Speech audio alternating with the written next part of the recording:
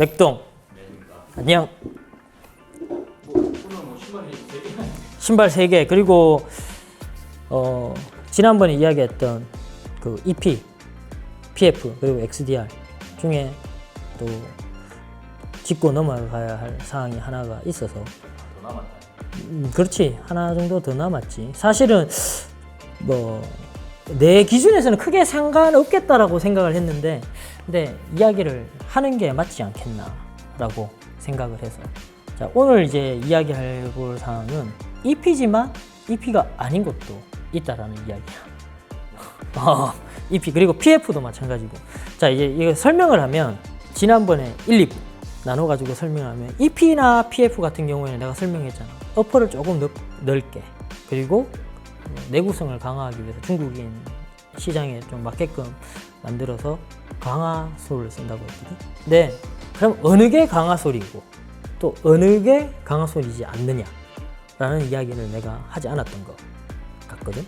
그래, 그거에 관한 이야기를 좀 해보려고 가지고 왔어요. 내가 앞서 이야기했다시피 EP인데 EP가 아닌 신발이 엔지니어드 퍼포먼스, 그러니까 그냥 어퍼가 높지 않나? 그건 아니고 솔이야, 솔.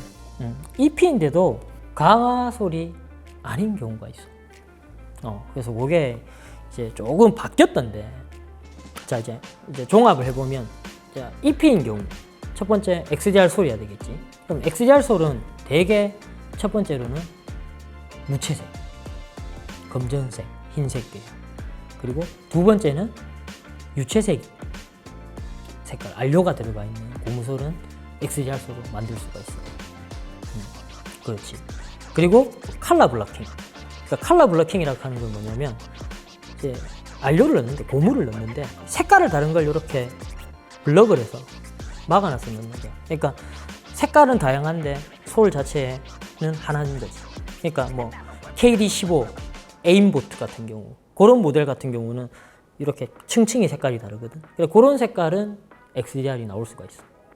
그래서 유채색, 무채색, 그리고 컬러 블러킹 했는 아웃솔, 그리고 회색. 그래서 나이키가 뭐 바이유나 아이디라는 그 이제 자체 제작 서비스, 커스터마이징 서비스를 할 때 보면 XDR 솔은 회색 솔로 많이 쓰거든. 그래서 회색 솔도 XDR로 사용할 수가 있어. 그래서 대부분 그런 식으로 사용을 한다. 그리고 요거는 요거 설명해야 되겠다. 지금 요거를 이제 스월이라고 하거든. 스월. 이렇게 휘저어 놓은 색깔. 지금 검정색이랑 빨간색을 이렇게 휘저어 놨잖아. 이게 예전에는 XDR이 안 됐었어, 과거에는. 근데 요새는 이런 스월 색깔, 이렇게 섞어 놓은 색깔이 XDR로 나오더라고. 그래서 요거는 이제 예전에, 과거에서는 안 됐는데 지금은 이제 XDR로 나올 수. 자, 그렇다면 반대로 XDR을 사용할 수 없는 솔, 요런 솔이야. 유채색인데 투명하잖아. 그렇지. 요 색이 투명한 색깔. 그래서 투명 솔은 XDR을 적용하지 않아. 그리고 이렇게 펄기 있지. 펄. 약간 이렇게 글로시한 거. 메탈릭 글로스라고 하잖아요. 이제 반짝반짝 빛나는 요런 솔들도 XDR이 적용되지가 않아. 사브리나 같은 경우에는 이거 아이오닉, 요거는 스파크거든. 요거는 이제 검정색이잖아. 그래서 그렇지. 그래서 이게 XDR 태그이 있는 거지.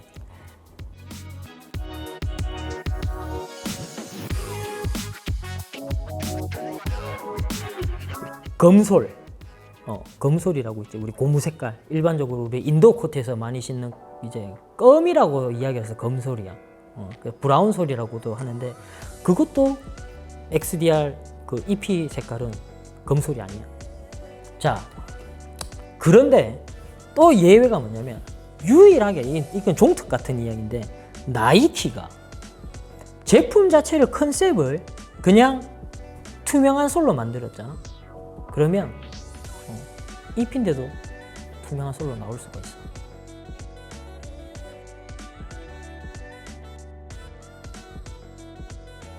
요 얘기를 내가 왜 하느냐 하면, 조던 36 그 보스턴 셀틱스 컬러 같은 경우에는 미국 버전은 투명 솔이야. 근데 PF 버전은 녹색인 XDR 솔을 사용을 하거든. 그러면 아까 전에 지금 내가 이야기했는 게 반증이 되는 거잖아. 말이 안 맞아 들어가잖아. 그러니까 그거는 글로벌 시장이랑 중국 시장이랑 따로 봐서 만든 건데 뭐 일반 글로벌 제품도 있고 PF든 EP든 똑같은 제품이 있는데 투명솔로 나오는 제품들이라든지 아니면 XDR이 아닌 제품들이 있어. 그거는 나이키에서 만드는 제품 제작 컨셉 자체가 그런 거라서 그렇게 나오는 거야. 그래서 가장 대표적인 예가 지난번에 내가 살짝 언급했다가 말았는데 코비 10. 코비 10도 나중에는 뭐 스토리 뷰에서 언급을 해야 되지만 코비 10 같은 경우에는 컨셉 자체가 그 트랜스페런시야. 그러니까 투명성. 그래서 코비 10은 전부 다 투명한 소리야. 그럼 XDR은 없지. 그렇지. 있을 수가 없지. EP인데도 XDR만 없는 EP.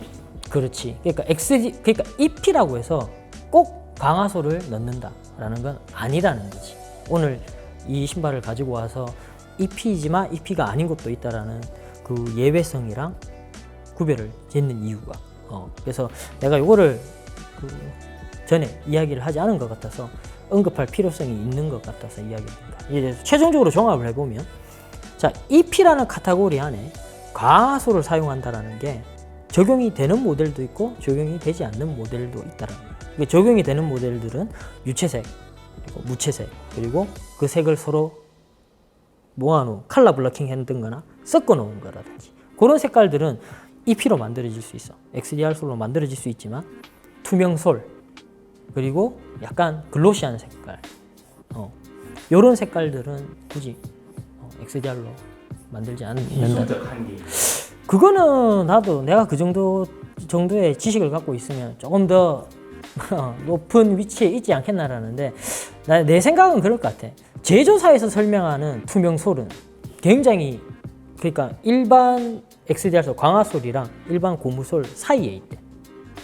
그러니까 투명솔 자체가 그 고무 성분 자체 내에 어느 정도 내마모성이 있다라는 거예요. 그래서 카테고리를 보면 그러니까 강화솔, 투명솔 그리고 일반 그냥 고무 원료가 들어가 있는 일반 고무솔 이렇게 세 개가 이렇게 카테고리가 나뉜다라는 거예요. 그래서 뭐 투명솔 자체가 내구성이 어느 정도 있으니까 굳이 뭐 안료라든지 이런 처리를 하지 않나라고 유추할 수 있겠고, 그리고 이 투명하니까 뭔가 뭐 다른 소재라든지 불순물이 덜 들어갈 거 아니야. 그래서 아마 만들어내지 못하는 그런. 투명솔이라도 입히면 어퍼는 높은 거예요. 그렇지. 그렇게. 어퍼만 높은 거예요. 그렇지. 그렇게 생각할 수 있지. 이 예외는 또 유채색이나 무채색인데도 XDR을 안 사용한 EP는 없는 거예요. 그거는 내가 지난번에 아까 전에도 이야기했잖아. 그 예외성이라는 게 브랜드 자체에서 그런 컨셉으로 만들었다면 아닐 수도 있겠지. 근데 카이리 3 같은 경우가 그랬어. 카이리 3가 BHM 컬러, 그러니까 뭐 흑형달 버전 2월에 나왔던 모델 같은 경우가 이런 스월 색깔이었거든.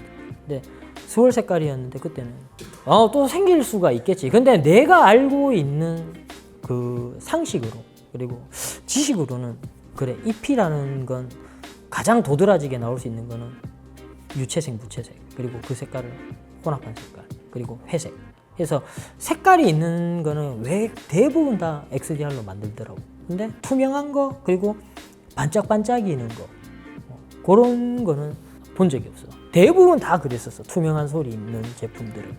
그래서 다른 요 버전이 투명한 색깔이면 XDR 버전이나 EP나 PF 같은 경우는 색깔이 다른 걸로 그렇게 만들어졌었거든. 그런데 EP인데도 불구하고 둘 다 투명 솔이잖아. 그러면 나이키가 제작 컨셉 자체가 그게 그 제품이기 때문에 이렇게 적용하지 않았다라. 나는 그 정도까지만 알고 있는 게 내 지식의 한계. 그럼 이제 1, 2, 3부 다 보면은 EP, PF는 확실히 마스터하고. 그렇지. 더 이상 이야기할 게 없겠지. 그리고 뭐 나이키가 또 새롭게 개발하고 새롭게 만들지 않는 이상. 그리고 나이키가 이런 거 이야기해주면 좀 좋지. 근데 얘기를 잘 안 하지. 영업 비밀일 수도 있고 또 그래야지 또 사람들이 좀 끊임없이 호기심을 가지고 물건을 사니까. 그래서 아마 요거까지만 하면 EP랑 PF 그리고 XDR 정도는 그 마무리가 되지 않나 라고 생각을 한다.